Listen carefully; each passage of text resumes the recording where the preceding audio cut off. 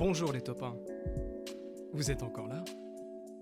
Troisième épisode sur les dangers de la weed et vous m'avez pas encore envoyé le fantôme de Bob Marley pour hanter mes nuits ? Bon, je vais vous ménager un peu aujourd'hui.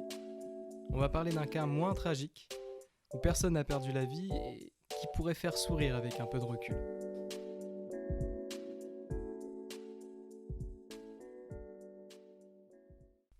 Lors du précédent épisode, je vous disais qu'en 1987, le Suédois Sven Andréasson a montré que les consommateurs abusifs de cannabis ont 6 fois plus de chances de devenir schizophrènes que les personnes qui n'ont jamais consommé la substance. Eh bien, ça ne s'arrête pas là. L'étude a rencontré un tel succès qu'elle a été reconduite en 1989 sur un sous-ensemble du groupe initial de 45 000 participants. Andréasson et son équipe arriveront à la même conclusion. Forte corrélation entre schizophrénie et consommation de cannabis. La causalité n'est pas encore prouvée à ce stade, mais pour la corrélation, ça ne pose plus aucun doute. Aujourd'hui, on ne parle pas d'un gros consommateur de cannabis comme Reinhard Heydrich. Bien au contraire.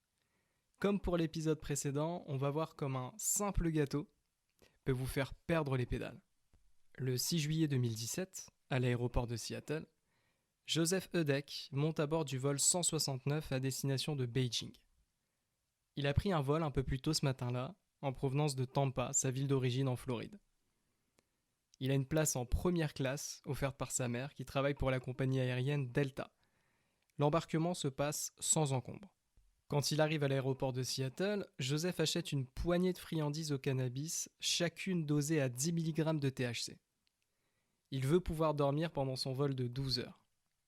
Le cannabis est en vente libre dans l'État de Washington. Joseph mange au moins 3 de ses friandises avant l'embarquement. Au bout d'1 heure de vol, il se lève pour aller aux toilettes et en sort 2 minutes plus tard en hurlant « Laissez-moi sortir !» Joseph se rue vers une des issues de secours où il parvient à déverrouiller le levier de sécurité de moitié. Bon, la porte ne serait jamais ouverte à une telle altitude, mais ça en dit long sur l'état d'esprit du bonhomme. 2 membres de l'équipage se jettent sur lui, il se débat violemment, et des passagers se joignent à l'équipage pour l'immobiliser. Joseph est incontrôlable, à tel point qu'un des membres de l'équipage lui brise une bouteille de vin sur la tête. En vain. Nos amis québécois diraient que le jeu de mots est incroyable. Ça ne suffit pas à assommer Joseph qui reste debout et hurle « Vous savez qui je suis ?» Joseph agresse un des passagers en lui portant à son tour un coup de bouteille de vin, et il envoie 2 coups de poing à une hôtesse de l'air en pleine tête. Des passagers parviennent finalement à le maintenir assez longtemps pour qu'on le menotte avec des colliers de serrage en plastique.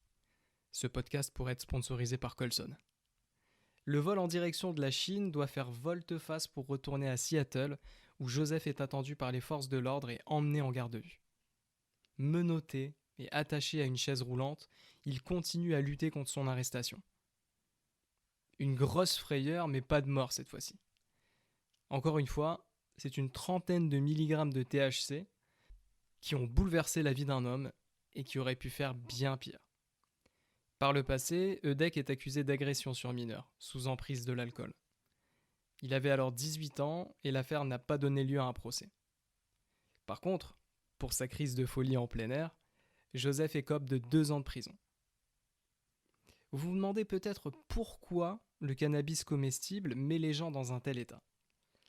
Eh bien, le piège avec les edibles, c'est qu'on en prend, on attend 30 minutes, on sent rien, on en reprend, on attend encore 30 minutes, toujours rien, alors on en prend un 3e et 1 heure plus tard, c'est direction les urgences. Ça peut prendre très longtemps pour métaboliser le cannabis comestible. Avec l'excitation, l'attente est très longue. Si on n'est pas informé, on n'a pas conscience de ce qu'on fait quand on reprend 10, 20, 30 mg de THC. Et pas besoin de matériel, pas besoin de grinder, pas besoin de savoir comment rouler un joint. Vous avez déjà essayé de rouler un joint ? C'est super dur. J'en ai roulé des chaussettes avant d'abandonner et de me dire c'est pas pour moi. Avec la weed comestible, rien de tout ça. Même pas l'odeur au final. Juste un petit gâteau dans un emballage plastique. Moi j'aime bien appeler ça avaler un cauchemar. Parce que c'est exactement ce qui peut vous arriver. Après il existe des trip killers comme les benzodiazépines, mais ça peut mettre plus d'1 heure pour faire effet. Et encore faut-il le savoir ou s'en souvenir au moment du trip. D'où l'importance capitale d'un trip-sitter lorsqu'on essaie ces choses-là. Je suis pas en train de vous inciter à le faire en vous disant comment sortir d'un bad trip, hein. Mais soyons honnêtes, si vous avez décidé de le faire, vous allez le faire, quoi qu'il en soit. Dans ce cas, mieux vaut vous préparer du mieux que vous pouvez. Ou alors ne jamais toucher à cette merde, tout simplement.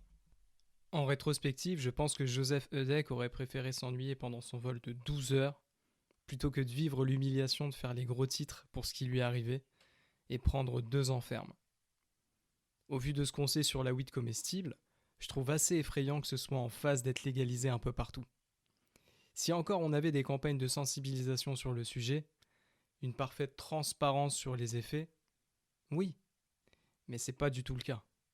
Le marché de la weed, c'est un marché comme les autres, motivé par le gain.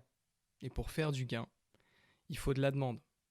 Alors on n'incite pas un consommateur en lui vendant un produit qui pourrait le rendre fou. Zulflaouen Sefari, la vie de ma mère m'est arrivé un truc de fou. J'étais dans la voiture, j'écoute l'album de Matoub comme d'habitude, et là je tombe sur le podcast de Midi Mouse. Je me suis abonné, j'ai activé la cloche, j'ai partagé, j'ai réécouté. Wallah, si tu fais pas la même chose, tu n'es pas un Kabyle. Allez, à la prochaine.